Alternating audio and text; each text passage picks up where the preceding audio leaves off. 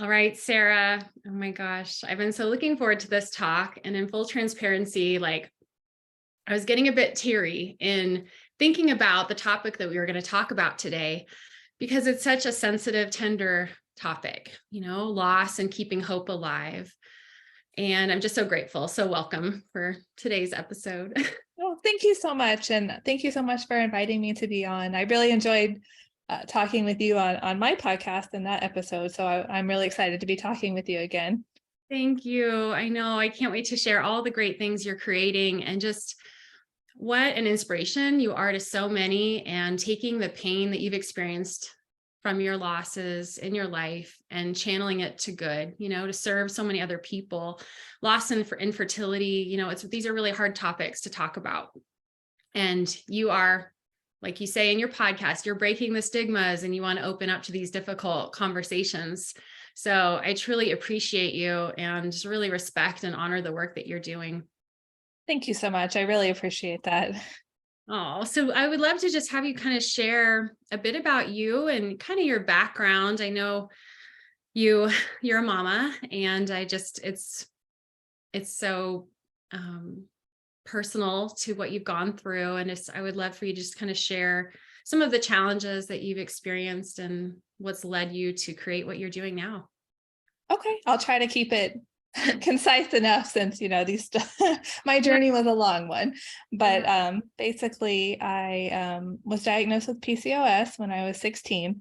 Yeah. And their solution was just, here's some birth control, good luck, come back when you want to get pregnant, which I'm like, okay, you're 16, you're not trying to get pregnant. So it's like, so young, right, just take the birth control. Yeah.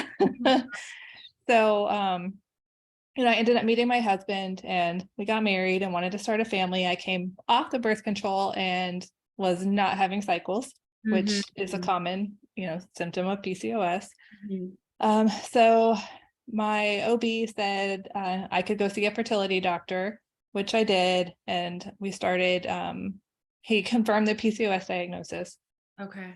And then we did a round of fertility treatment that failed. That was just taking like Clomid.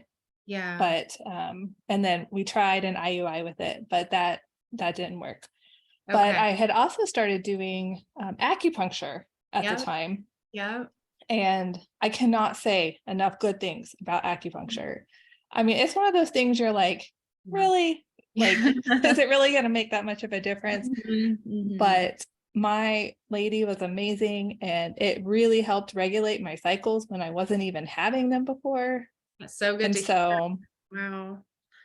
I got pregnant with my son, actually, the cycle after failed treatment. So it was like a natural cycle right after. And then he was born healthy and happy. So he's my firstborn, and he's now 8. 8 years old. Wow. Okay. So then I think when he was about 2, we decided we were going to try again. Went back, fertility treatment, had a couple of failed rounds. I had a chemical pregnancy, and then one of the rounds I did get pregnant, but it ended in a miscarriage. So then a couple of months later, got pregnant with my daughter, Jasmine.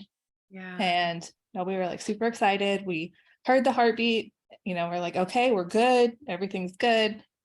And then it was our 12-week appointment. They noticed some abnormalities on her ultrasound, and they said that she had what looked like a congenital diaphragmatic hernia, which is basically her diaphragm didn't properly form and there was a hole in it.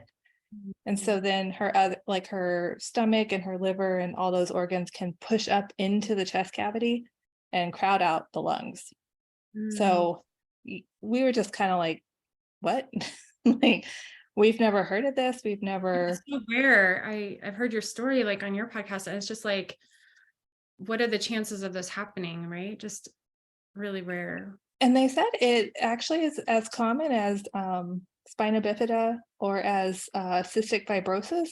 Wow. Okay. But yet you've heard of the other two, but not of this one. No. So we were just kind of like confused. We left confused. Like, I don't know what to think of this. And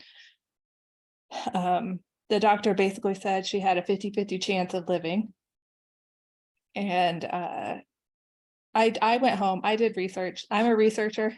I want to figure things out because I can't accept, I just couldn't accept that she didn't give me extra help or any resources or. Yeah, that's what's so frustrating, right? It's like they didn't really connect you with any specialists. You had to go and seek out specialists on your own. I mean, Exactly. And yeah. I'm just like, what am I supposed to do here? She didn't really give me any answers or any. Mhm. So I did find a specialist who specialized in CDH with having good success rates treating them. Mhm.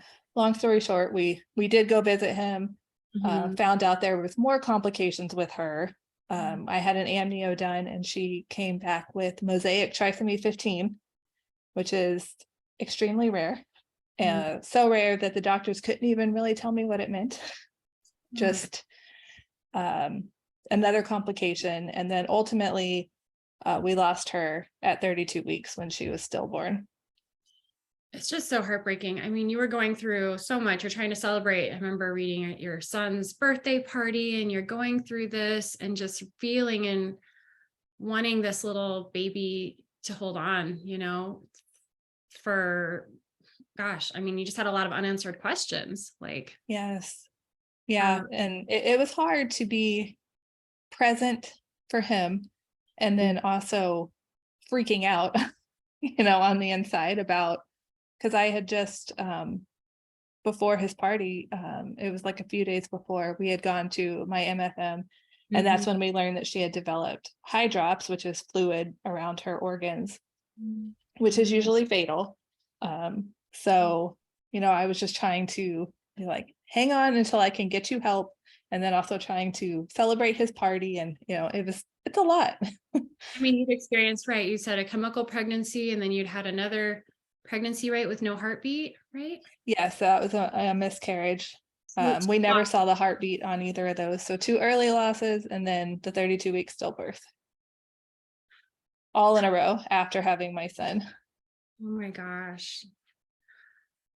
It's just, there's no words. And you've personally lived through such heartbreak that I know this is what's your drive. This is your why, right? Through Jasmine is her name. Definitely. It's, Everything I do is for her. yeah, I mean, can you share a bit more about like why you feel this is so important to talk about these stories and, you know? You know, you hear of loss happening, like it happens, miscarriage happens, but and stillbirth, I mean, it happens, but you don't realize how much it happens. And after our loss, I found out so many people that I even knew had Mhm. had a loss, and I never even knew it because they didn't talk about it. And I think it's just really important to be open about it so that other people know that they aren't the only one who has been through it, and even if I was lucky, I had a lot of supportive people in my life, but it still was such an isolating and like really lonely time. And Mhm. so I just don't want other people to have to feel alone, like when they're going through it. Yeah, because I know it's like community support, the family, it's all so needed, just to have that care. But unless you have those people that truly understand that depth of loss, I mean, that's essentially, you've created this to help others not feel alone, to really be a safe space where you can openly share, connect with others on a deep, deep level. It really is true that, people who have gone through it are the ones who know how you feel. Other people try to understand, but you don't really know unless you've gone through it. Hmm. So that's why I think, other people are understanding, but I think it's just a special connection when you connect with other lost families. Hmm. And people, they mean well, right? When they want to be there, and they might say, oh, like, you weren't that far along, at least you can try again. Like, these are such hurtful comments, like, and we've talked before, it doesn't matter when, at whatever stage you have lost a baby, you know what do you feel do you lose in addition to what, not only your baby, but like what other reflections have you had on that type of loss? A lot of us, the second you get that positive test, you start dreaming of the life that you're going to have with them, the plans you have for them, the plans you have for your family, maybe what they'll look like, what they'll want to be when they grow up, just, all these things. So I feel like not only do you lose your baby, but you lose all the hopes and dreams you had for your baby and your family, and all the, the first steps that you never get to experience, and you Mhm. lose a lot. And I think like so much of our loss, like it, a lot is stripped away from you, right? And I love how you have honored her memory, her legacy, and what you've created. Like you're not letting all of that be for nothing. It's like I just so deeply admire how you've turned that, your pain into something that has empowered so many people. And one of your projects I'd love for you to share is about finding your rainbow. I just think it's so incredible. Like, can you share a bit on that passion project? It's so beautiful. Sure. Yes, thank you so much. I'm really proud of it. I started it about 2 years ago, and Mhm. actually just a week ago published the 200th story using Oh it, my which I gosh. was really proud of. So it's I got pregnant 6 months after my loss with my rainbow daughter. And for our maternity pictures, I had this big rainbow skirt that I used. And so after she was born, I was like, well, what am I going to do with this giant skirt? So I decided, well, I want to send it around to other lost families. Mhm. So they wear the skirt and then take pictures, and then their stories are shared. And it's a way of like uniting all these lost families. And it's been through people who already have their rainbow baby, those who are pregnant with their rainbow baby, and even those who are still waiting and hoping for their rainbow one day. But they're all people that have had, I think we've had every type of loss represented, infertility, like all of it. And then it's been to 42 different states and 3 other countries. That's so incredible. Oh my gosh. I mean, there's such power in writing your story. I'm a big journaler myself, and that helped me getting through IVF and just really coping with different losses, I experienced, and just the healing that can come from that. So many, it's been a struggle for some to write it, and I understand it's hard sometimes. But Mhm. so many of them have also said that they're so glad they did it because it was so healing, even though it was hard, and it helped them, work through the grief and work through everything. So for some of them, it's the first time they're really telling it and really writing it out. And some of Yeah. them are like, wow, I didn't know I was going to write that much, or, I didn't know I was even going to share that much. But 200 stories. Have you thought of writing a book about this, or having like a book with all these I've stories? thought about it. Yeah, I have too many things going in my head right now. You have a lot good, and we'll talk about that in a minute too, all the exciting things going on in addition to these projects. But just to kind of retrace steps. So with Jasmine, it was 6 months later that you did get pregnant with your rainbow daughter, right? Yes, we went through fertility treatment, got pregnant with her. Fortunately, that pregnancy was pretty smooth. And Okay. then I had her, and now she is 3.5. What fertility treatment were you doing for her? For May I ask? her, I had to take letrozole, and Okay. then I did injectable follicle stimulating hormone, and then a trigger shot. And then I had other various things like progesterone and estrogen and all kinds of fun fertility medications. Oh my and then God, I and know then that. acupuncture. Okay, so you're doing all that. And I know that do you want to share where you're at right now? Yeah, I am actually 31 weeks pregnant right now with my I guess they call it the pot of gold baby, the Yeah, baby I read after. that. What exactly? Share about the pot of gold baby. That's so cool. So I guess I'm not really sure where the term came from, but it's supposed to be your rainbow, or I mean your baby born after your rainbow baby. So I guess it's the pot of gold, like at the end of the rainbow, I guess. But Oh, I kind of liked the term, so so I I love used it. my gosh. Well, it's like what you gone through, ridden this wave, having experienced multiple losses. I mean, just Jasmine, I mean, I know her through you. I have this candle. I honor my mom and I think about her every day and always in my heart. And I just think, with what you're doing in Jasmine, like you think of her, I know every day you see her picture. And can you share any kind of reflections about just how much she's meant to you in your everyday? I feel like, I'm still her mom, and this is the way that I can parent her, though she's not here with me. I can do things like the skirt project, or like posting about loss, or writing about loss, or just being open about it. And it helps keep her memory alive. Her memory is always alive with me, obviously, but it helps. And then it helps me feel better, like sharing her, like putting her out there in the world. And it's kind of scary at first, I've never gotten any mean comments, but I know there are people who have shared pictures of their babies and not gotten the nicest comments, which is just cruel in my mind. So, I've been fortunate and I've never had anybody say anything negative, but that thought is still out there, because you want to still protect them, even though they're not here, so you want to protect their memory and protect their image. It's just so heartbreaking. I have friends and I have clients who've gone through various stages of loss. And you said she was a stillborn at 32 weeks. Is that right? For those of us who have not experienced that kind of depth of loss, are you open to sharing a little bit more about, that moment of knowing when she was gone? Like when you're carrying this beautiful child and you have, like you said, all these hopes and dreams, and just for those of us to fully deeper understand that kind of loss. So, it was the night before my MFM appointment, before we found out that she had high drops, that I noticed that she wasn't really moving as much as she was.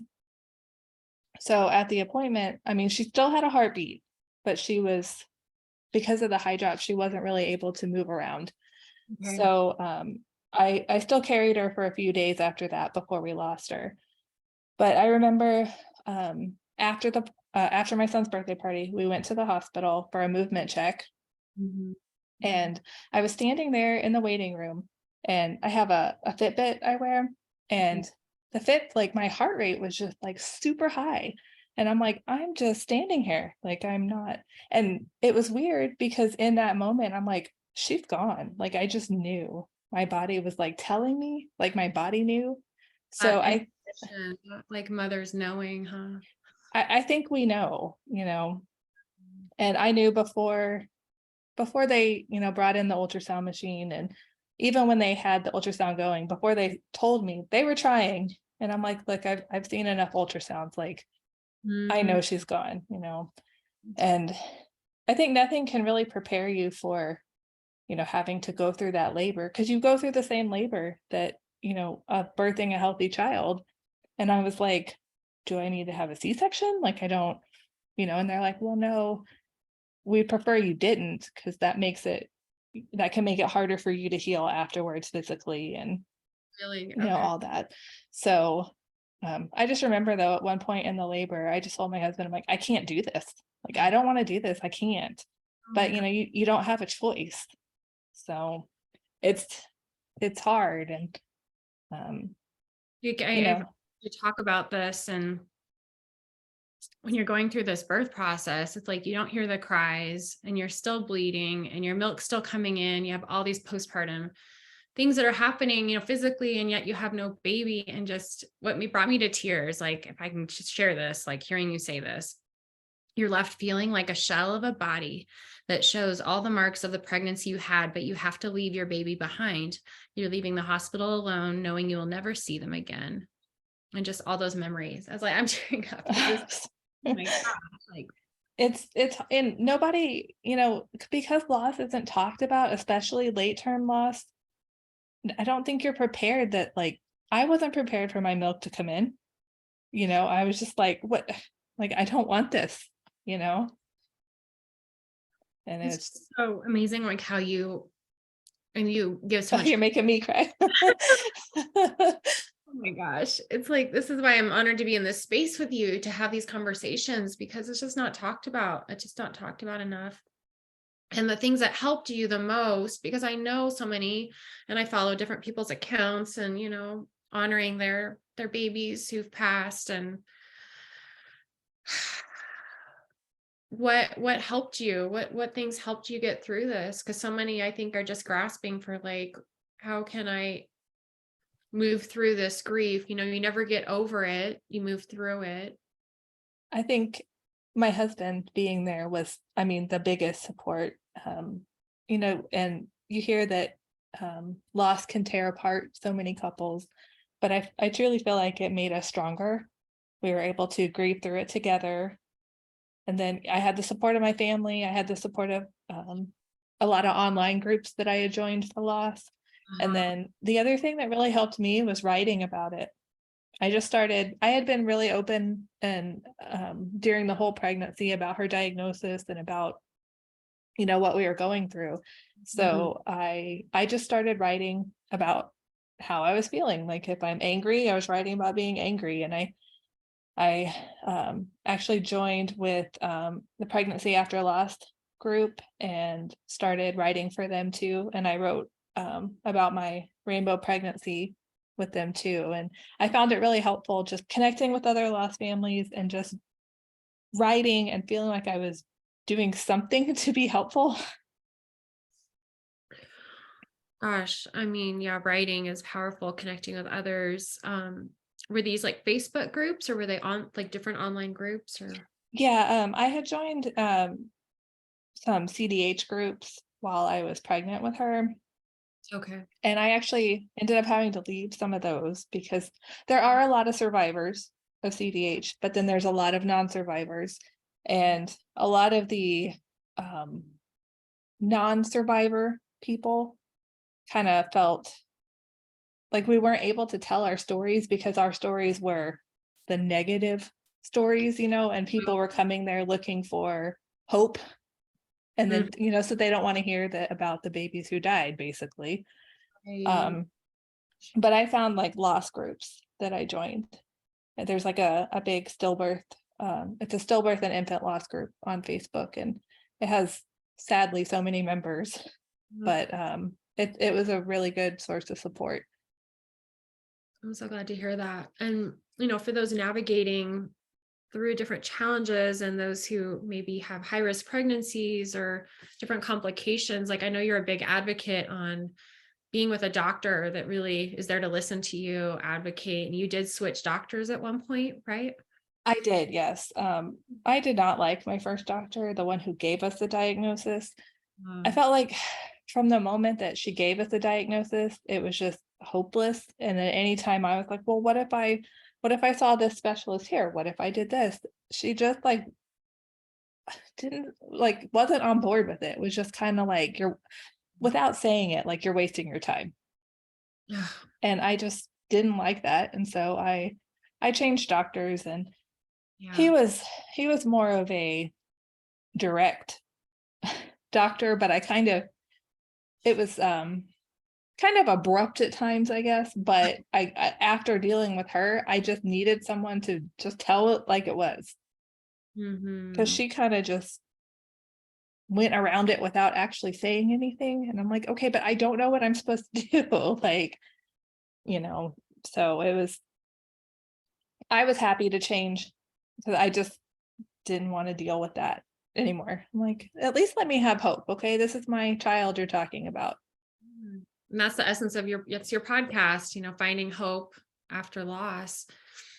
And at what Yeah. point did you realize, like, I see a need in this space to share our story, use my voice? Like, at what point did that happen? I mean, pretty much shortly after my loss, I was just like, other people had reached out to me, like I said, and I'm just like, wow, there's so many of us, but we're not talking about it. And then, I started an account on Instagram, and there's a big lost community on Instagram. And It's like, wow, there's so many of us, and so many that only privately tell their stories, or which I'm not saying everybody has to be public about it, but I think that everybody should have the right to be without judgment if they want to be. Is the statistic still 1 in 4 haven't experienced a miscarriage? Yeah, Or- that's what I've heard, but I've heard that it's actually 1 in 4 pregnancies, not 1 in 4 people. So I I think I mean, I guess it's like saying, if you have 4 pregnancies, one of yours could be a miscarriage. Like, but I find that a lot of people have multiple losses, or And Project Rainbow started then shortly after too. it did. I guess it started, yeah, after I had my daughter. It was maybe about a year later, I think. You had She on that dress. How did that work again? You that rainbow dress? What about it? I'm sorry. How did you even find that? Like it's a beautiful flow, I gorgeous dress. Yeah, so I was looking for, something special to do for my pictures. And somebody in one of the groups, like one of the mom groups I was in, was like, oh, I just saw a photographer who used a skirt like this. And I was like, oh my gosh, like I want that skirt. So it's actually at Cheekaboo, which is like a photography, like they have dresses and skirts and stuff. So I mean, they're not cheap, but I was like, I need this. So I bought it, and I mean, it was well worth it. That it's still in circulation, the one that I used. I have multiple ones now because I just have so many participants, but It's incredible. You definitely need to write a book. I think that's I would love to do that. Yeah. be a documentary in your future on that. I don't know. It's just, it's so cool seeing, 200 different women, from different losses, different stories, different nationalities, different everything, but they're all, united with this one thing that they've all experienced loss. And so in addition to that project, your podcast, it's been running now for how long? I just published my 9th episode, so about 2 months. Okay. Yeah, it's been a new venture, but No, this is a brand new thing for me too. We're both branching out into the podcasting world, and but I found it really enjoyable talking with people and listening to their stories. And writing your story is one thing, telling it verbally can be so much harder sometimes. But listening to other people, and some of the ones that I've interviewed were some of my project participants, so it's been kind of nice, like actually talking and getting to like meet them, yeah, that's because so I grow to love them all. I've you're made friends with them. mama of this whole family. I love it. They're all amazing people. Oh my gosh. And as you're preparing for your 3rd living baby, tell us how some of what you've experienced has shaped, you as a mom and motherhood, and just how you approach life. Well, I decided with this pregnancy that, you always hear like, don't announce until you're 12 weeks, or, you're safe at 12 weeks. And now I'm like, well, I know now that you are not safe at any point in pregnancy. So I announced this one early, and I told everybody, I was like, if something happens, it happens, but I want the support. And then I've actually found it strangely hard to get attached to this pregnancy. I mean, I still like, I love her, I feel her move, but it's like, it's hard to believe that she's actually going to come home. And it's been like, I don't have her room ready. I don't have a lot of stuff I bought for her yet. And it's just been hard to, I guess, connect some, because I'm scared that she won't actually come home. I feel you. I can only imagine. And next week we're coming up upon that 32-week mark, which, even though I know that, Jasmine's issues are explained, we know exactly why it happened, it's still kind of a scary milestone to be facing. Thank you for sharing that so vulnerably. I mean, we kind of mark, when you're going through pregnancy after loss, you kind of mark it in milestones, okay, well, I made it past 12 weeks, I made it to 2nd trimester, and Okay, the anatomy scan was good. Okay, I made it to viability, like you have all these milestones, but then even when you pass them, it's still like, okay, yay for a day, I'm happy, and now I'm scared again. Oh, and so what helps you in those moments of kind of, if those moments of fear, anxiety like creep in, like are there things that help you? Like, Feeling her move actually helps a lot, just like knowing that she's there, like that she's real. And then knowing that I did successfully have 2 other kids is helpful too. And then again, just writing about it, talking about it, sharing. I do my weekly updates about the pregnancy on my Instagram, and it helps to just write it all out. And then I'll have people respond and be like, oh, I'm feeling the same way, or I've been through the same thing, and it's kind of nice to know you're not in it alone. and your husband and your kids, like how are they feeling about this new pregnancy? My daughter, I don't know. We're trying to figure out, like, do you understand you're going to have a sister? Oh, is she again? She's 3. Wait, okay. So like she kind of gets it, but I don't think she really fully understands what like having a baby come home means. Uh-huh. My son, he's like, oh, another girl. Oh my. but I think he'll love her. And then yeah, my husband's excited too. And he, We your son had knows Jasmine's story. Yes. I mean, the other day he's saying, oh, we have 7 people in our family. And then he goes, you, daddy, me, Jasmine, Emma, and Olivia. We're naming her Olivia. Oh, and then the dog, he named the dog too, but he always names her as part of the family. Oh, that's so amazing. And what can I ask what keepsakes you have for Jasmine? Are there? I have a weighted bear that weighs what she weighed when she was born, which is a little over 4 pounds. That was actually a gift to me. I had a lot of gifts sent my way, and that one's been really special because when you go home empty-handed, you're kind of like, you want something to hold. And Yeah. so it was really nice having that. And then I actually have like 3 necklaces that people sent me with her name and birthstone. One with like angel wings. I Mm-hmm. have one with her footprints on it. And then I have a framed picture of her. Actually, I have 2 pictures in the house. One is kind of with the other 2 kids, their newborn pictures. I have one of her up there. And then I have one of her in my office. And Mm-hmm. then we have her ashes that are in like I forgot what they're called, like an urn, but it's got like an angel on it. And I just appreciate you just share so openly through your story about like things you kind of maybe wished you had done. It's so hard in the moment. Like you do like the best you can, and like really looking at your baby fully and just taking all of her in. And that's what I try to tell people, because I think all of us have regrets of things we wish we had done.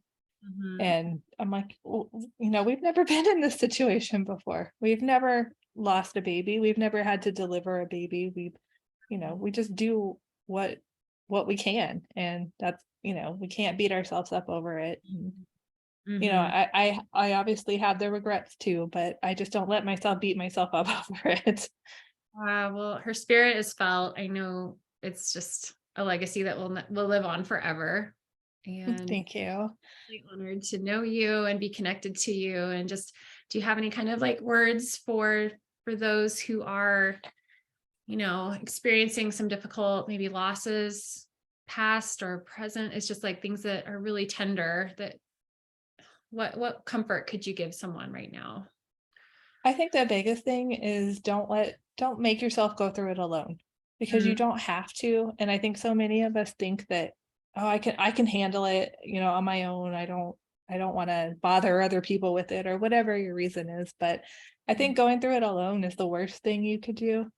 mhm. Even if you don't have like a family member or a friend, there's so many support groups. There's other lost moms on, Facebook, Instagram, that I know would be happy to talk with you. Every time I try to make connections between people, they're always so grateful to just find somebody who's been, through their situation, or somebody that can relate to how they're feeling. And Mm, about or it was during my rainbow pregnancy, I went to counseling. And I would highly recommend counseling too. It doesn't mean there's anything wrong with you. It doesn't mean, it's really helpful to talk to somebody and, just don't be afraid to ask for help. It's okay to ask for help. It's okay to not be okay. That's my biggest advice. It's okay not to be okay. Yeah. Yeah, we And- don't have to, be happy every moment. We don't right. have to be sad every moment either, though. Allowing ourselves to feel it all, right? To feel these emotions. I mean, that's essential for any type of fertility, grief, loss, everything. Well, and I found too that by trying to ignore them, it just makes it worse when they do come out, because then they come out in this big like explosion, and it's much harder to deal with. I just want to thank you so much for, creating the space for so many of us to share our stories, and what you're doing is really incredible. I just so admire what you're doing.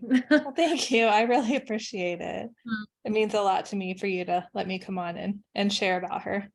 Thank you so much. And people can connect with you at Finding Hope After Loss, the podcast, and Facebook and Instagram at Journey for Jasmine. Yes. And do you And like I have email you, or sorry? Oh yeah, no, that's fine. Yeah. I mean, my email is just Sarah, SARAH at journeyforjasmine.com. And I have my blog too it's journeyforjasmine.com, and it's got all the rainbow stories and other posts about pregnancy loss and infertility. So Lots of good resources. Oh my gosh. Well, cheering you on and just, oh my gosh, celebrating you and what you're about to experience with your new baby. Well, thank you so much. So much love, Sarah. Thank you. Bye. Bye.